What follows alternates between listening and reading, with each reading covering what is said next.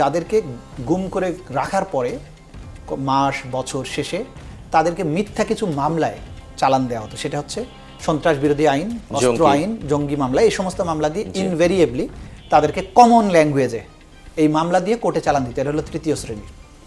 আর সবচাইতে হতভাগ্য শ্রেণী হচ্ছে, না তার চেয়ে আরেকটা গ্রেড আছে, যারা হচ্ছে যে শেষ দিন পর্যন্ত বন্দী ছিলেন, অর্থাৎ এই 8 বছর ধরে brigadier Azmi, barrister Arman, Michael Chakma, এরা শেষ দিন পর্যন্ত বন্দী ছিলেন। এদেরকে যদি সরকার টিকে থাকতো তাদেরকে আদৌ ফিরে পাওয়া যেত কিনা আমরা জানি না।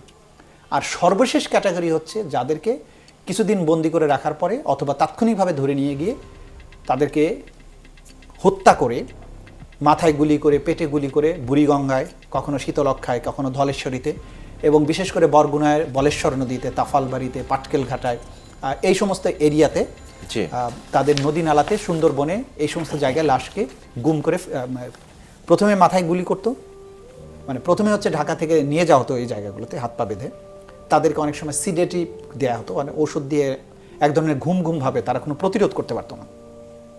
গাড়ি থেকে নামিয়ে তাদেরকে ট্রলারে বা নৌকায় উঠানো হতো, নৌকা চালিয়ে একটা নির্দিষ্ট জায়গায় যাওয়া হতো, যেখান থেকে হত্যা করে লাশ ফেলে দিলে ভাটায়, এমন জোয়ারের টানে বা ভাটার টানে লাশগুলো এমন জায়গায় চলে যাবে যার কখনো খুঁজে পাওয়া যাবে না।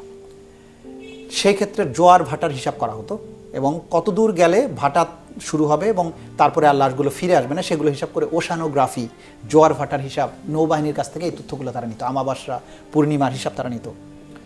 বুড়িগঙ্গা বা শীতলক্ষাতে যেখানে জোয়ার ভাটার ব্যাপার নেই, সেখানে তারা পেট কেটে কমান্ডো নাইফ দিয়ে তাদের নাড়িভুড়িটা ফেলে দিয়ে ওখানে সিমেন্টের ব্যাগ বা পিঠে এবং বুকে সিমেন্টের ব্যাগ বেঁধে দিয়ে তাদেরকে নদীতে ফেলে দিত।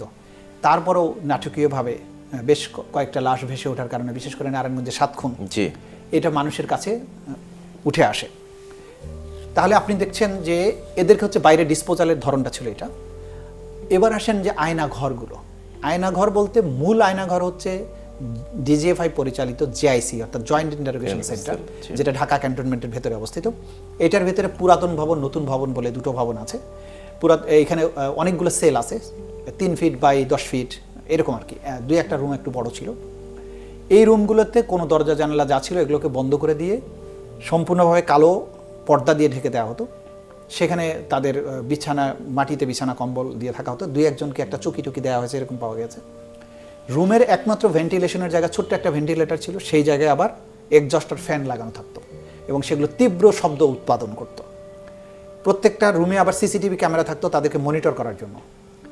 করিডোরগুলোতে বাইরের বাতাস পরিচালনার জন্য বড় বড় এক্সজস্ট ফ্যান আছে, সেগুলো যখন চালানো হতো ভূমিকম্পের মতো শব্দ হতো। ফলে এইখানে বন্দীদের তীব্র শব্দের কারণে অনেকের খিঁচুনি হতো, বমি করে ফেলতো। এবং যখন কোনো আজান হতো, আশেপাশের মসজিদ থেকে কোনো সাউন্ড আসতো অথবা ঘোষণা আসতো যে এখানে অমুক ব্যক্তি ইন্তেকাল করেছে, তার জানাজা এতটা সময় এই মসজিদে হবে, এই শব্দটা শুনলে, ঘোষণা শুনলে তো বন্দীরা বুঝতে পারবে যে আমি কোথায় আছি। এইটা যাতে বুঝতে না পারে সেজন্য তারা এখানে প্রচণ্ড শব্দে সাউন্ড বক্সে গান বাজাতো, একজস্ট ফ্যানগুলো চালিয়ে রাখতো। এদেরকে ন্যূনতম খাবার দেওয়া হতো।